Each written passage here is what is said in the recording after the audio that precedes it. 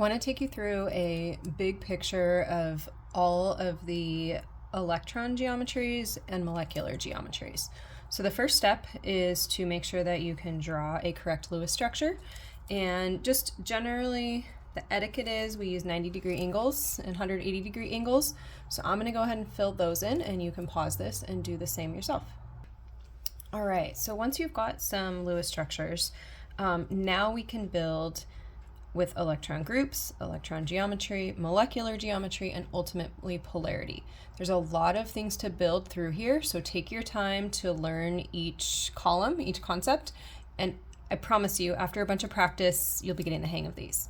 So the first thing I want to do is figure out the number of electron groups, and we're looking at the center atom in each of these when we are determining the number of electron groups. So if you look at carbon dioxide here, it's got 1 electron group, 2 electron groups, and so I'm going to say that it's got 2 electron groups around that center atom. Now, please note, these lone pairs out here, these electrons, are not on the center atom, and so therefore they don't count as an electron group. All right, when I come to the next compound here, we've got 3 different electron groups bonded around that carbon. And we could see this in a different way. This nitrite is missing a lone pair actually. But once I fix that Lewis structure, I've got 3 electron groups. So 3 electron groups could look 2 different ways. Continuing down, now I have 4 electron groups, 1, 2, 3, 4. And if I look at these next 2 molecules, I have 3 atoms, 1 lone pair, or 2 atoms and 2 lone pairs. Still adds up to 4 electron groups. So that's your first skill. We in this class are only ever going to see 2, 3, or 4 electron groups. From that, we can figure out the electron geometry. So remember, electrons repel. They want to get as far from each other as possible. And so I've got some models for you here. This is what I'm thinking about if I'm thinking about the electron geometry. If this is negatives and these are negatives, they want to be as far from each other as possible. And so I would name that electron geometry, where these are relative to each other, linear, and that is a 180-degree distance apart. Okay. The next one down, when I have 3 electron groups, now they are going to be a bit more crowded. Okay, so now we want some space. So when we added that third one, now I have 1, 2, 3 electron groups, and that makes what we call a trigonal planar electron geometry. And the bond angles, as you can see, are 120 degrees. Okay, so this is how the electron groups are relative to each other, and you can see that it's nice and flat, and that's why we call it planar. All right. Last up, with 4 electron groups, now I have even less space, okay? So those electron groups end up arranging themselves into what we call a tetrahedral electron geometry. And those bond angles are slightly smaller, so they are going to be tetrahedral, around 109.5 degrees. There are exceptions to that, but for this class and the models that we use, we can say around 109.5 degrees, all right? So just having those mental images has allowed us to start to get a picture of what these molecules are going to look like when I talk about their molecular geometry. Remember, molecular geometry is what you actually see when you put atoms onto these. So, for example, if I had an atom like this, and it had atoms on each electron group, then I would say that the molecular geometry of this is linear, okay? This would be a molecule, something like BeCl2, which you won't learn about in this class, but you can see it's linear. All right, here's one that you will learn about, carbon dioxide. So it has double bonds instead of the single bond, but notice that it is linear in the same way, right? So whether they're double bonds, single bonds, it's still in that linear arrangement because there's 2 electron groups trying to get as far from each other as possible. So when you go to draw this, if you need to, change how you've drawn it so that it matches the model, okay? And so I will do that now. This is linear, and if I wanted to echo, I can also say again it's 180 degrees, but that's the same as this. Okay, we'll get to electronegativities in a moment.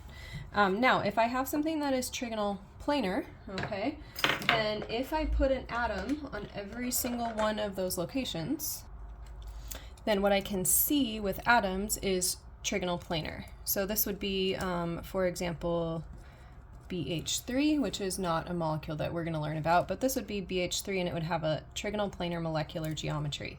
Here's one that we will see. All right, so this is this C double bonded to O with the two H's, and this you can see has that same trigonal planar arrangement, same bond angles.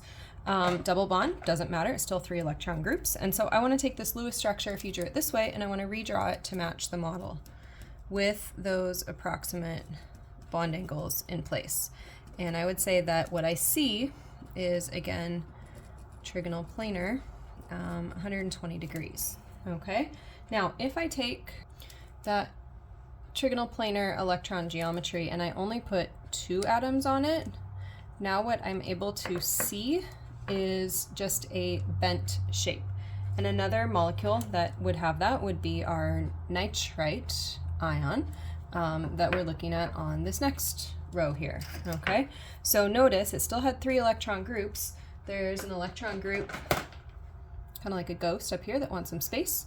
So when I go to draw this, then I want to draw it with that bend to it around 120 degrees because that electron pair wants some space, and I'm going to bring all the electrons and the charge over here. So this is a bent molecular geometry, and it's bent with, again, 120 degrees because it's based on this original electron geometry. Continuing on to tetrahedral. All right, so tetrahedral, we have an electron geometry that looks like this, and if I fill up every single one of those locations with an atom, then I get the same thing kind of brought to life. And so the way that we want to draw that is going to be with the appropriate angles. So an H, and then we use a wedge to say that H is popping out at us, and a dash to say this one's going down. And if you can notice, below this carbon there's 3 hydrogens, below this carbon there's 3 hydrogens. This is an electron geometry called tetrahedral. All right, now as I continue down, if I'm thinking about NH3, okay, again, I'm thinking about this kind of starting point, but I only put atoms on the bottom 3, okay? Or I could think about if I took this electron geometry and I'm just marking 3 of those electron groups with atoms, right? Then this group is still taking space, and I've got what we call a trigonal pyramid down at the bottom.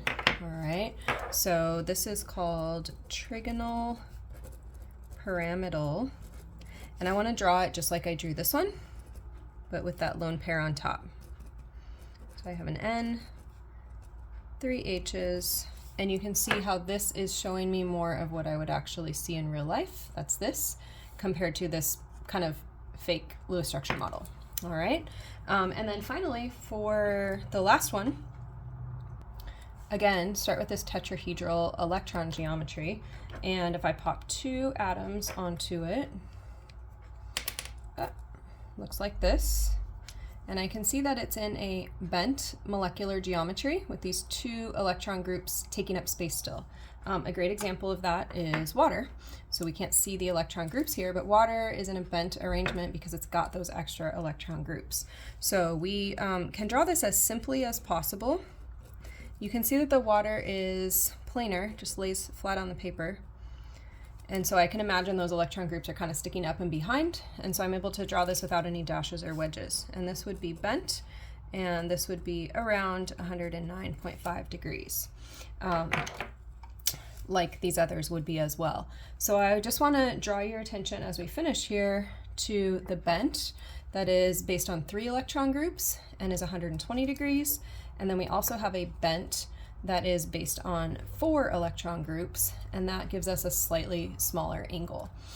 So that hopefully takes you from a Lewis structure to finding electron groups, to thinking about how the electron groups are arranged, to thinking about what I actually see in the molecular geometry.